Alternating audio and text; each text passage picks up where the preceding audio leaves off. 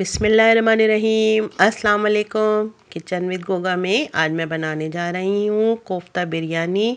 बहुत ही आसान सी रेसिपी आपके साथ शेयर करूँगी। लंच में बना सकती हैं आप, डिनर में बना सकती हैं। जब दिल चाहे आप इसको ट्राई करें अपने किचन में और इसके मज़े लें। बहुत ही ज़बरदस्त सी रेसिपी है, बहुत ही आसान। इसके लिए मैंने लिया है, देखें ये मेरे पास थोड़ा कीमा था रखा हुआ और मैंने थोड़ा सा बोनलेस गोश्त ले लिया है चिकन में, और इसको मैंने साथ मिला के इसलिए रखा है कि मैं इसको साथ ही पीसूँगी। ये एक बड़े साइज़ की प्याज थी, ये पूरी मैंने एक ले ली है। जो आजकल ईरानी प्याज आई हुई हैं बहुत बड़े साइज़ में, वो एक ही काफ़ी होती है। 2 अदद इसमें हरी मिर्चें ले ली हैं। अच्छा, ये मैंने कीमा और गोश्त साथ मिला के इसको चॉपर में अच्छी तरह से पीस लिया है। ये प्याज को मैंने पीस के निकाल लिया है चॉपर में ही, और इसका सारा पानी निकाल के आपने इसमें इस तरह से शामिल कर देना है। उमूमन ये होता है कि कोफ्ते अंदर से फीके होते हैं, तो अब हमें इन कोफ्तों को अच्छा सा चटपटा सा बनाना है। तो इसके लिए बहुत सारे मसाले मैंने इसमें डाले हैं, सब आपके साथ शेयर करूंगी। अच्छा, ये देखें, इसमें मैंने डाले हैं 2 अदद डबल रोटी के स्लाइस पीस के। इसकी वजह से कोफ्ते बहुत ही सॉफ्ट और बहुत ही अच्छे बनते हैं और बिल्कुल भी नहीं टूटते हैं कोफ्ते। इसके बाद ये हरा धनिया और हरी मिर्ची, जो 2 अदद हरी मिर्चें थी वो और थोड़ा हरा धनिया लेके मैंने साथ ही चॉपर में पीस लिया था, वो भी आपने साथ ही इसमें शामिल कर देना है। अच्छा, इसके बाद ये लहसुन अदरक का पेस्ट है, ये आपने 1 चम्मच इसमें शामिल कर दिया। आधा चम्मच के करीब इसमें मैं पिसी हुई लाल मिर्ची शामिल कर दूंगी। तो ये आधा चम्मच पिसी हुई लाल मिर्ची है, ये हमने इसमें डाल दिया है क्योंकि इसमें हरी मिर्चें भी डालनी है तो ज़्यादा तेज़ ना हो जाए। फिर ये है शान का कौरमा मसाला मेरे पास, तो ये मैंने तकरीबन इसमें 1.5 चम्मच के करीब ऐड कर दिया है। इसको मिलाने से कोफ्तों का जो टेस्ट है बहुत ही ज़बरदस्त हो जाता है। इसके बाद ये हल्दी आधा चम्मच, ये आपने साथ ही इसमें ऐड कर देनी है। पिसा हुआ धनिया है आधा चम्मच के करीब, ये आपने साथ ही इसमें डाल देना है। और ये है पिसा हुआ गरम मसाला, ये भी आधा चम्मच आपने डाल देना है। 1 चम्मच के करीब मैंने इसमें पिंक सॉल्ट ऐड कर दिया है। साथ ही सारे मसाले हम एक साथ डाल के उसके बाद अच्छी तरह से जब इसको बनाएंगे वो मैं आपको दिखाऊंगी। अच्छा, ये सारे मसाले डाल दिए। अच्छा, साथ ही मैंने तकरीबन इसमें 1 टेबल स्पून के करीब ऑयल भी शामिल कर दिया है। ऑयल शामिल करने के बाद इसमें अब मैं डालूँगी, ये देखें साबित धनिया है 1 चम्मच के करीब, और इसमें डाला है 1 चम्मच सफ़ेद ज़ीरा। इन दोनों को हमने अच्छी तरह से इस तरह से खल में पीस लिया था, इसलिए कि ये थोड़ा सा ज़रा सा मोटा मोटा सा रहेगा, वरना ये बिल्कुल पाउडर बन जाएगा तो मज़ा नहीं आएगा। अच्छा, इस तरह पीसने से इसकी बहुत ही अच्छी खुशबू बरकरार रहती है और इसका टेस्ट बहुत ज़बरदस्त सा आ जाता है। इस तरह से देखें, ये मैंने इसको पीस लिया है। पीसने के बाद ये मुझे थोड़ा मोटा लग रहा था तो मैंने इसको थोड़ा बारीक और कर लिया है। इस तरह से देखें ये सारा बारीक हो गया है। जब ये तैयार हो जाएगा तो ये भी हम साथ ही कीमे में शामिल कर देंगे। तो ये देखें कितना अच्छा सा ये पिस गया है, ये भी मैंने इसमें साथ ही शामिल कर दिया है। अच्छा, ये सब चीज़ें डालने के बाद ही हमारा जो है कोफ्तों का फ्लेवर बहुत ही अच्छा सा हो जाता है और बहुत ही ये टेस्टी से बनेंगे। प्याज का आपने ख़ास ख्याल ये रखना है कि प्याज का हमने पानी निकाल देना है।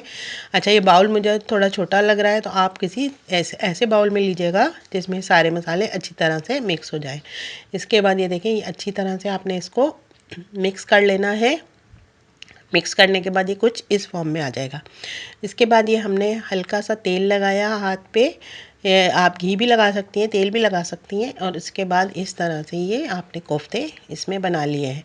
ये मेरे पास तकरीबन 1 पाव करीब कीमा था और गोश्त था तकरीबन 1 डेढ़ पाव के करीब। साबित जो मैंने आपको दिखाया था गोश्त था, तो ये तकरीबन आधा किलो बन गया है। आधा किलो में तकरीबन हमारे पास 12 कोफ्ते तैयार हो जाते हैं आराम से, 1 दर्जन के करीब कोफ्ते। अच्छा, ये कोफ्ते आप बना के फ्रीज़ भी कर सकती हैं आराम से, चाहे आप इसका सालन बनाएं, चाहे आप इसको बिरयानी बनाएं। तो आज मैंने इसकी बिरयानी बनाई है, वो मैं आपको दिखाऊंगी। अच्छा, इसके बाद ये जब सारे कोफ्ते तैयार हो गए थे तो इसको अब हमने फ्राई पैन में तकरीबन 2 से 3 चम्मच ऑयल डाल के इन सारे कोफ्तों को डाल के आपने इसको फ्राई कर लेना है। इसको बिल्कुल आपने अभी इस वक्त चमचा नहीं चलाना है। जब सारे कोफ्ते आप डाल दें और हल्के से ये नीचे से जब फ्राई होने लग जाएंगे तो फिर हमें इसको पलट देना है। वैसे उमूमन ये कोफ्ते बिल्कुल भी नहीं टूटेंगे, ना चावलों में जाके टूटते हैं, ना ये सालन में कभी टूटेंगे, क्योंकि इसमें हमने जो डबल रोटी का इस्तेमाल किया है उसकी वजह से ये बहुत ही अच्छे से बाइंडिंग इनकी हो जाती है और सॉफ्ट भी रहते हैं ये।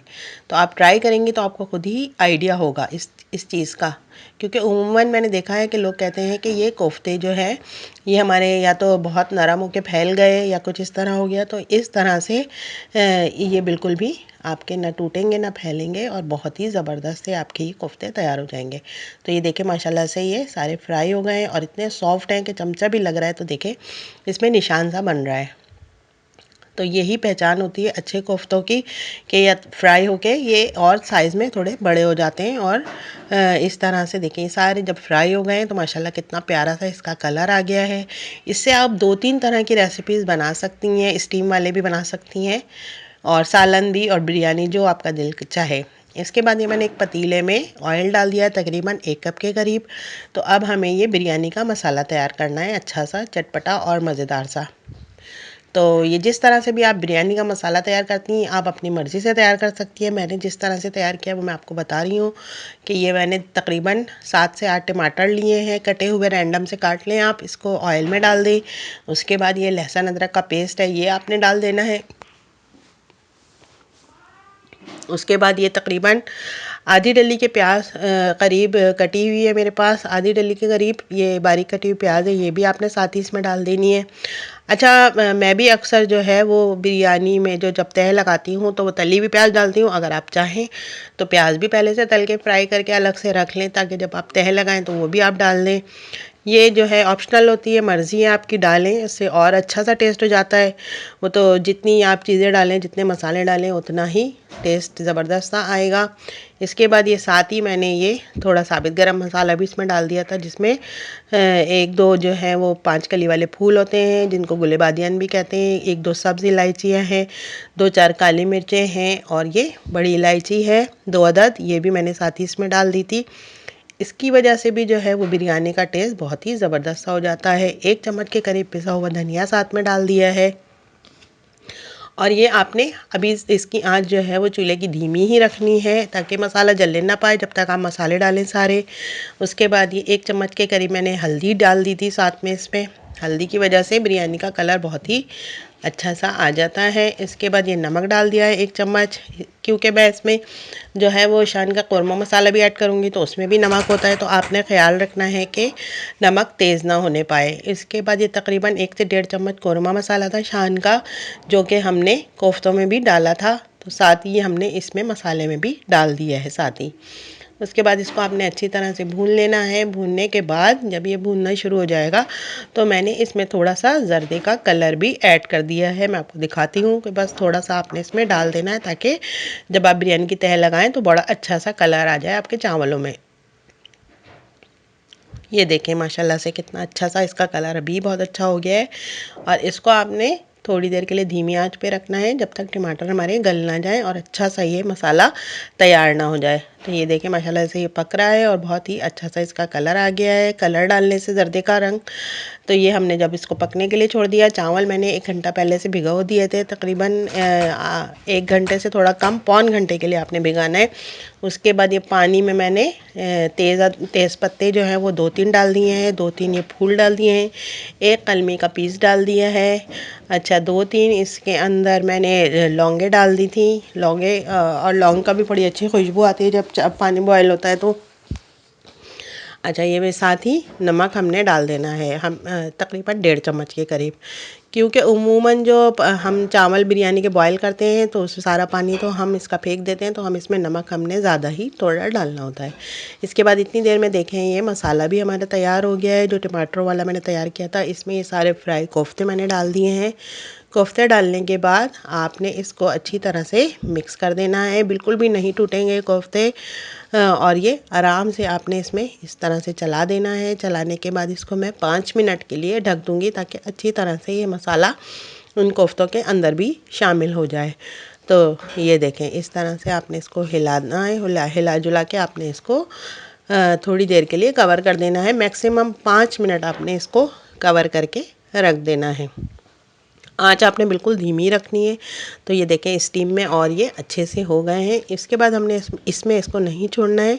इसके बाद ये आपने इसमें मसाले में से इसको निकाल के रख देना है। मसाला आपने उसी में ही रहने देना है, सिर्फ आपने इसमें से कोफ्ते अलग कर लेने हैं। तो तो ये देखें, ये इस तरह से मैंने सारे कोफ्ते इसमें से निकाल लिए थे और निकालने के बाद इसको उसी फ्राई पैन में जिसमें हमने फ्राई किया था मैंने उसी में ही इसको रख दिया था। बहुत जल्दी बनने वाली ये रेसिपी है और बहुत ही आसान सी और बहुत ही मज़ेदार सी। इसके बाद ये जो सारा मसाला रह गया है इसके अंदर मैंने हरा धनिया पुदीना शामिल कर दिया है कटा हुआ। 1-2 हरी मिर्चें आपने इसमें डाल देनी है तह में। उसके बाद ये देखें, इसके बाद ये टमाटर है स्लाइस में कटे हुए 2-3, तो ये आपने इसमें बारीक स्लाइस कटे हुए टमाटरों के डाल देने हैं तह में। तो ये सारा मसाला नीचे रहेगा और हम चावल इसमें ऊपर से डालेंगे। उसके बाद ये तकरीबन मेरे पास 3-4 चम्मच दही के करीब था, तकरीबन आधा पाव के करीब ये दही होगा। इसमें मैंने जर्दे का रंग और केवड़ा मिक्स करके रख दिया था, ये आपने ऊपर से डाल देना है इसमें। और अगर आपके पास तली हुई प्याज है और आलू बुखारे हैं तो वो भी आप इसमें डाल सकती हैं। लेमन के स्लाइसेस भी डाल सकती हैं, जो आप ऐड करना चाहें। उसके बाद ये चावल मैंने बॉयल कर लिए थे, सारे चावल आपने इसके ऊपर इस तरह से डाल देने हैं। चावल डालने के बाद अब हमने जो फ्राई किए हुए कोफ्ते रखे थे मसाले में वो आपने सारे इसमें ऊपर से डाल देने हैं। दम पे लगाने से पहले चावलों में ऊपर आपने ये इस तरह से डाल देने हैं सारे कोफ्ते। अच्छा, इसके बाद ये थोड़ा सा और हरा धनिया कटा हुआ था बारीक मेरे पास, तो ये मैंने इसमें ऊपर से इस तरह से लगा दिया है। उसके बाद इसको आपने दम पे लगा देने हैं। दम पे देखें माशाल्लाह से ही आ गए हैं चावल और ये सारे कोफ्ते कितने अच्छे से माशाल्लाह से ये लग रहे हैं, ज़बरदस्त से। हमारे पास ये कोफ्ता बिरयानी तैयार है। मैं आपको डिश आउट करके भी दिखाती हूँ। देखिए सारा मसाला जब ये नीचे से ऊपर आएगा तो ये बहुत ही ज़बरदस्त सा टेस्ट दे रहा था, बहुत ही अच्छी सी इसकी खुशबू है। तो मुझे उम्मीद है कि मेरी ये रेसिपी आज आपको बहुत ज़्यादा पसंद आने वाली है। आप अपने किचन में इसको ज़रूर ट्राई कीजिएगा। आपने मुझे दुआओं में याद रखना है। चैनल को सब्सक्राइब करना मत भूलिएगा। अल्लाह हाफिज़।